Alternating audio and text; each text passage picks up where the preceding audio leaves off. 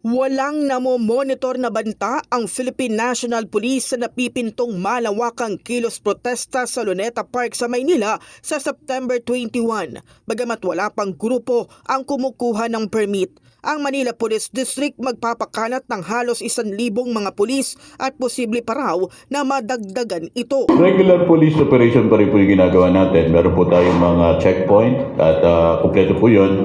Sa ngayon po wala po tayong natatanggap na anumang banta. At kung meron man po, hindi po natin ito ikinikipit balikan. Magkakaroon po agad tayo ng assessment, evaluation. Titignan po natin yung level ng threat. Bukod sa Luneta, ikakalat ang mga pulis sa iba't ibang bahagi ng lungsod, kabilang ang tapat ng DPWH Central Office, US Embassy at Menjola. Doon po sa mga apektuhan doon sa lugar, lalo na po doon sa vicinity po ng Luneta.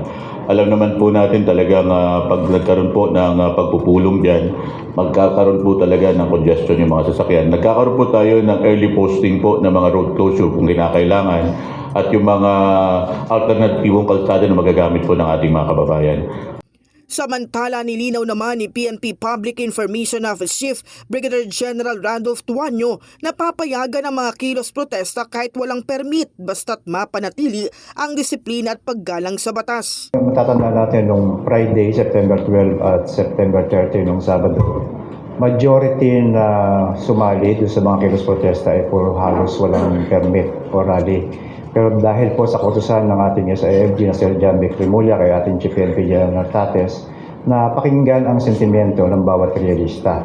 Kaya pinayagan po ng Philippine National Police sa kautusan po nating SIFG na mag-conduct ng rally provided ito po ay orderly at peaceful. Dagdag pa ni Tuanyo, mananatiling nakasentro ang PNP sa pagpapatupad ng maximum tolerance at pagpapairal ng rule of law upang matiyak na ligtas at mapayapa ang lahat ng kalahok sa kilos protesta.